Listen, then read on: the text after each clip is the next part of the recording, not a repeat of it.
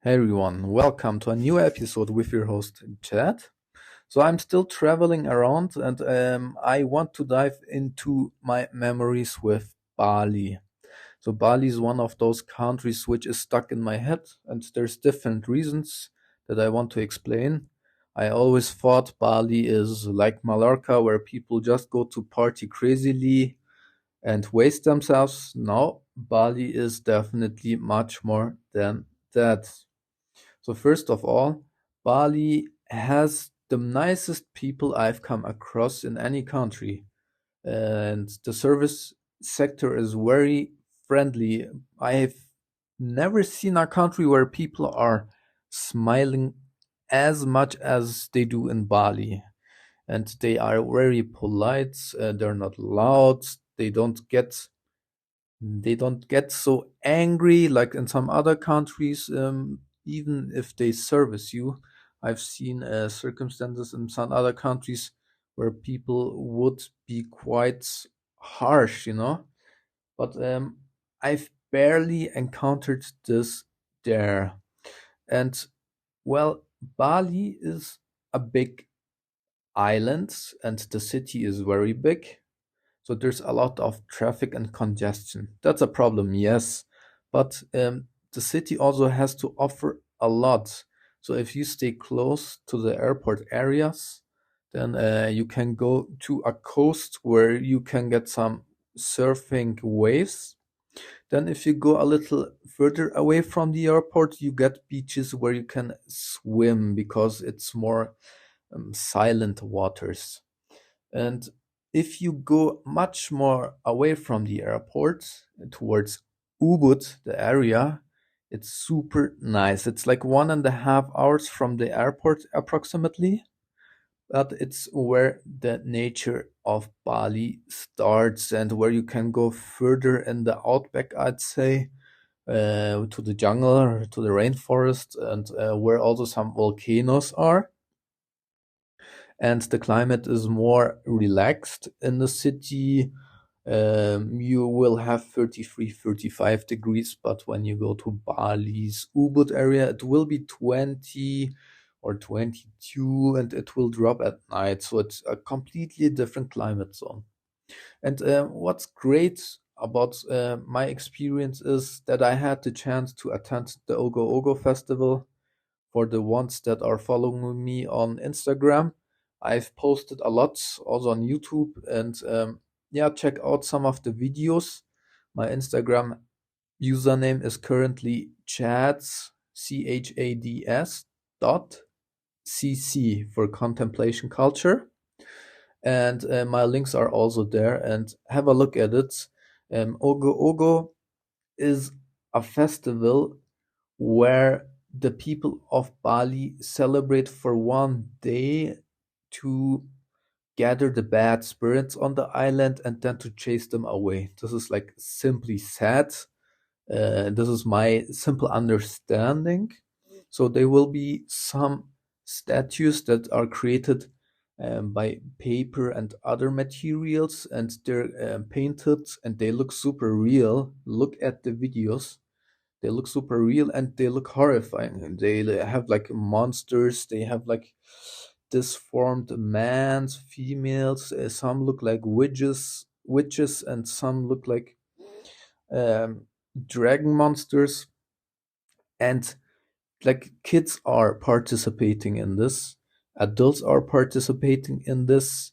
The kids have mini sculptures while the adults have big ones, and they carry them together, like 10, 20 people sometimes on the street. The celebrations start at the afternoon time, and streets will be closed off, and people are dressed up nicely, and it's quite cheerful. And the next day is called the silent day. So because the next day the whole city and island shuts down. It's unique about Bali, and you are not allowed to go on the street unless you have an emergency. And don't think like, yeah, I'm gonna sneak out. I had a friend who wanted to sneak out, and I convinced this person. I said, hey, I did some research online on Google, and last year there was a tourist couple that tried to sneak out, and they were picnicking at the beach. They had to leave the country. They had to leave the country. So still better than prison. But yeah, respect each country's culture and traditions and ceremony. And if they have a silent day, you abide to the rules of the silent day. A silent day is for reflection, it's spiritual.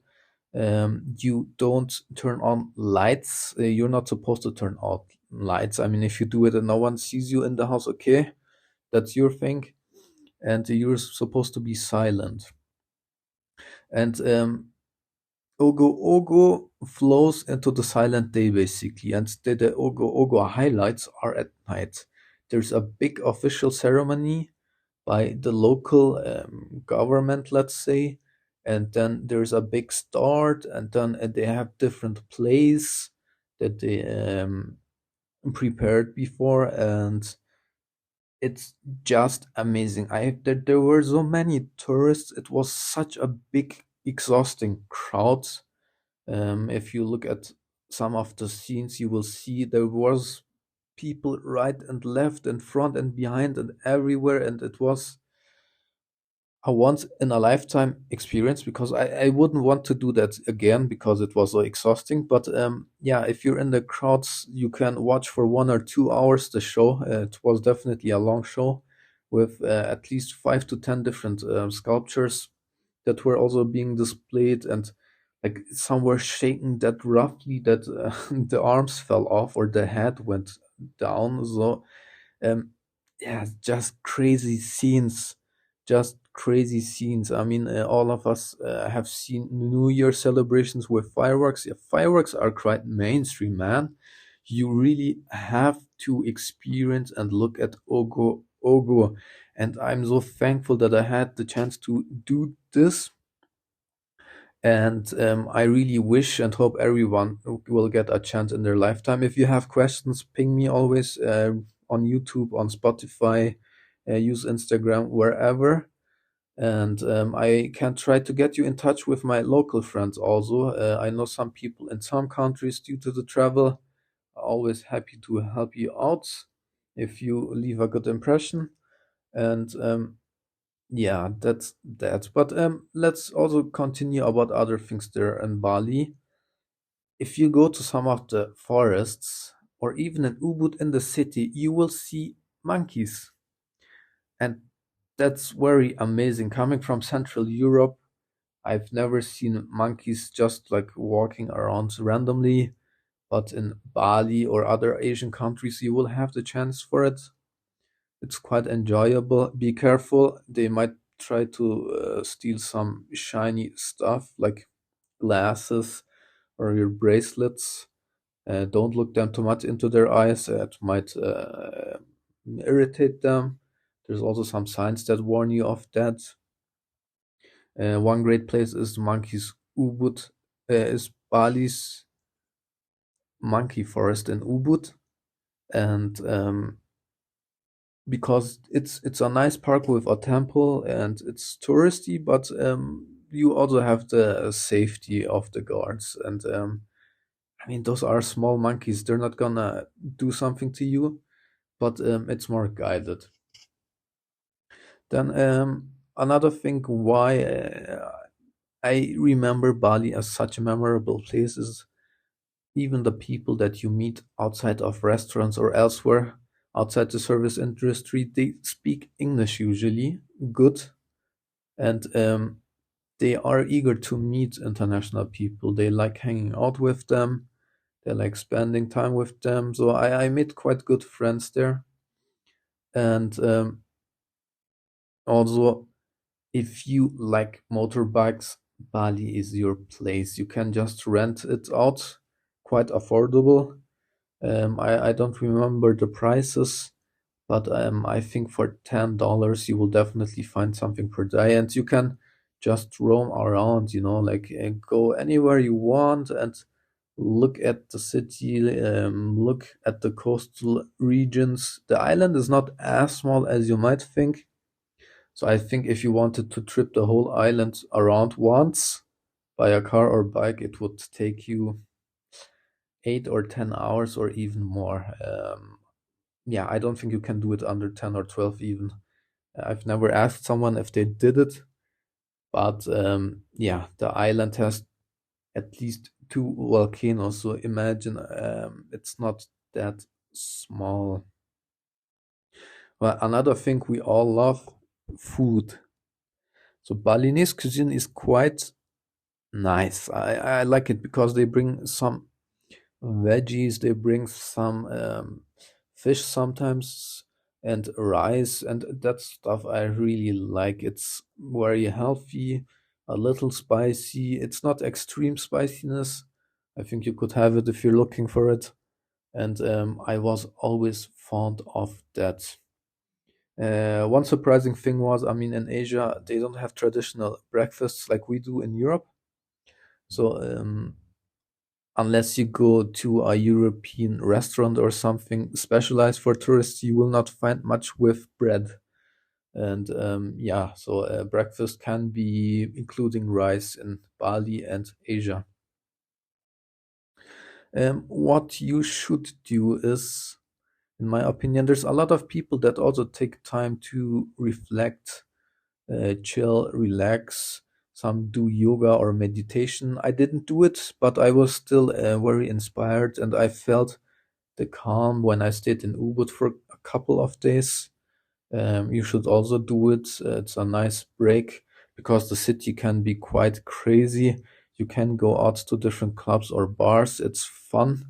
I've seen some amazing beach clubs and normal nightclubs in Bali. And one, well, my favorite beach club is definitely in Bali now. I don't want to say a name, but if you ask me directly per direct message, I can give you further recommendations. I was at a beach club where they had music. The beach itself wasn't that far, and it was open until 10 p.m. at least. And they were also serving drinks right in the pool, like it was right next to the pool, so you could be in the water and have your drink. It was just very memorable and exciting.